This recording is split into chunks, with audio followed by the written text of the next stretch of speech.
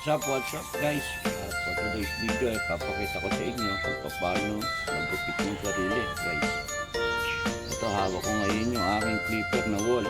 Ito po ay cordless o di-charge lang po ito. So, panoorin nyo po guys kung paano ginagawa kong pagugupit sa aking sarili. Medyo nabiling pa po yung ating video kasi maaga. So guys, papakita ko lang sa inyo yung aking guide na gagamitin. Ito nakapila yung aking guide na gagamitin. Dito po yung number 4, number 3, number 2, number 1 at saka yung 1.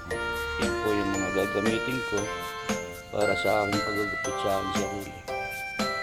So guys, panoorin nyo po kung paano ang ginagawa ko dyan. Uunahin ko po muna syempre yung number 4. So guys, ito nakasalpak na po yung guide na number 4. So let's begin. Ano po natin gagawin? Siyempre, dahan-dahan po natin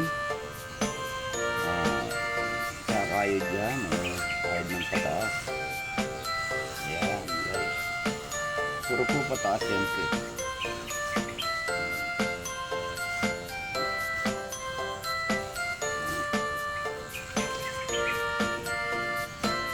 Dahan po natin ng puro pataas. Yan, napakagod guys.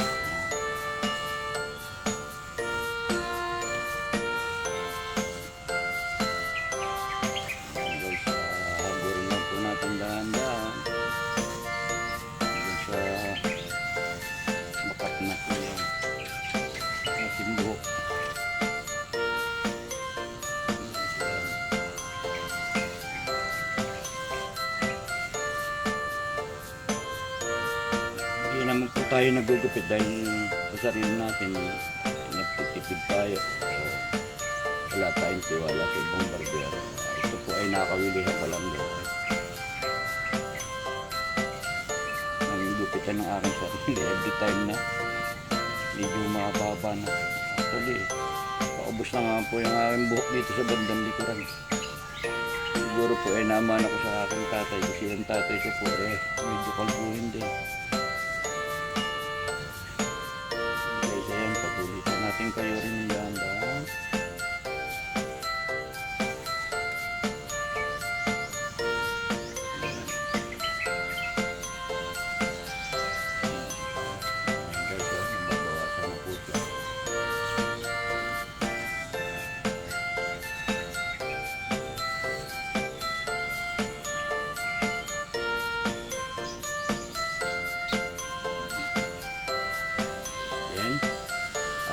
Ito, number 4. Palitan natin naman ito babang number.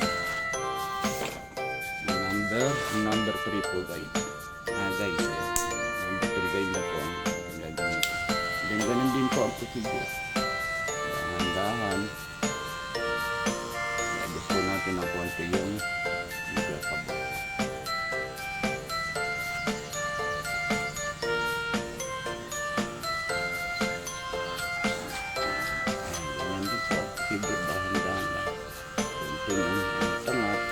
Dito po sa part na ito doon sa bandang pababa na po ang ating hindi na po natin sasagod sa taas ang paghagod ng ating buhok.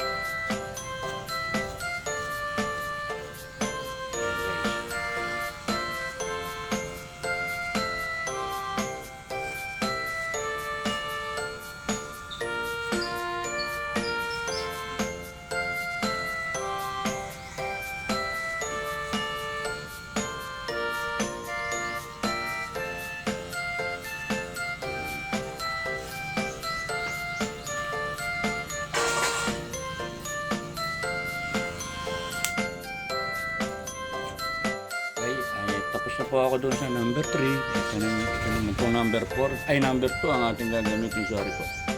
Number 2 naman po. Guys. Ganun din po ang procedure guys. Nagawa natin ng pataas dahan-dahan.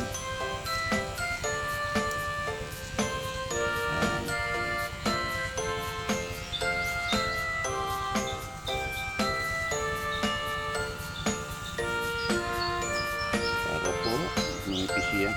Yung bandang ibaba.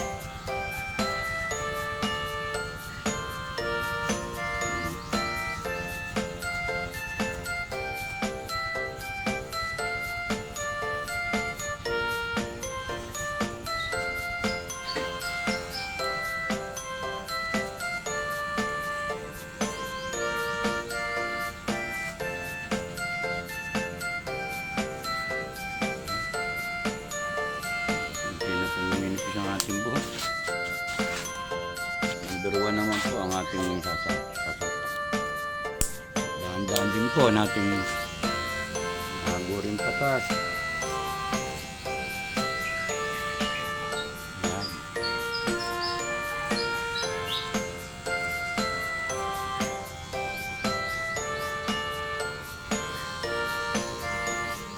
Yung mga laylayan po natin, dahan-dahan lang.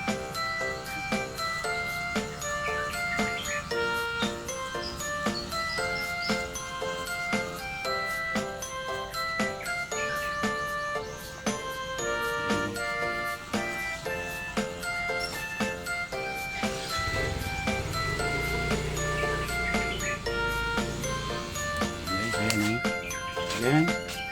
Nalipin natin konti kung pinaka-panghap. Ito po yung sa laylayan na lang. Dito yung mga laylayan na ito. Sinisimot na lang po natin.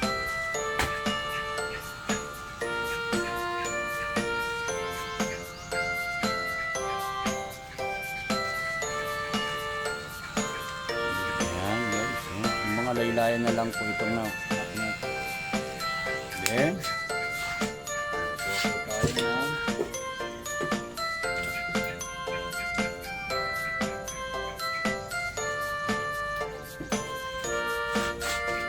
tayo ng spray at saka ng supply. Natin po natin sabayin ng konti.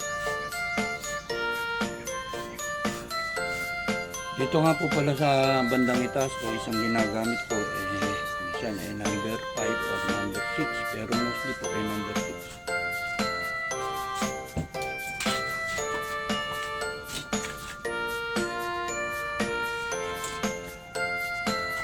Guys, ito po yung number 6. Ito po yung pambawas ko sa taas.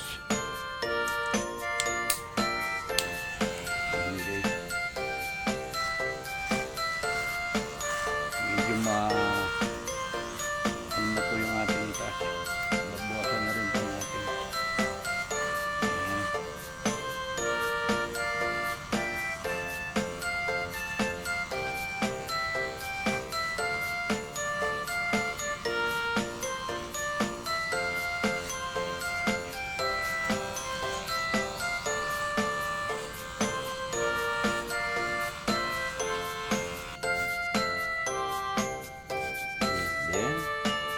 Tayo na.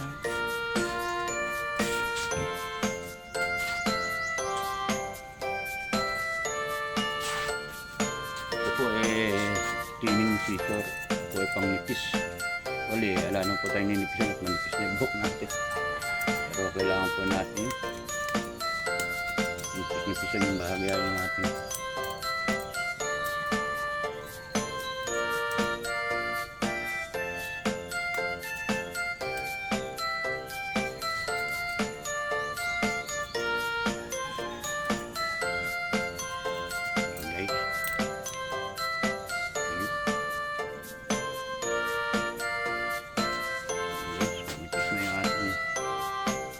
Ilang pirasong buhok. Dahil po halos na pero sa buhok. Hindi ko naman po pinagagalit eh, iniiwanan ako.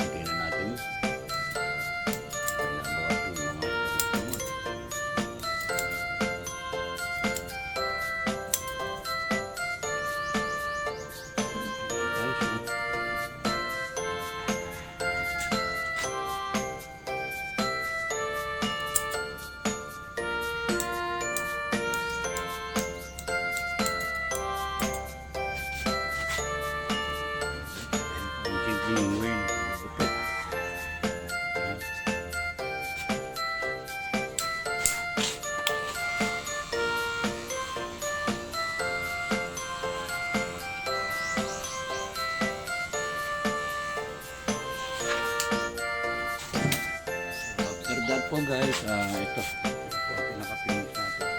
Ahita natin yung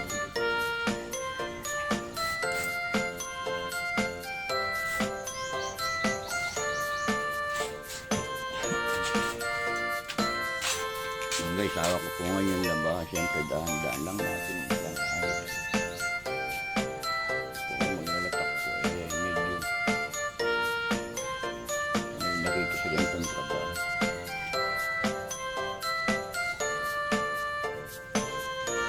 Tawag ko kayong kabanat. Mahiwa man po ako. Ako naman, hindi naman kayo.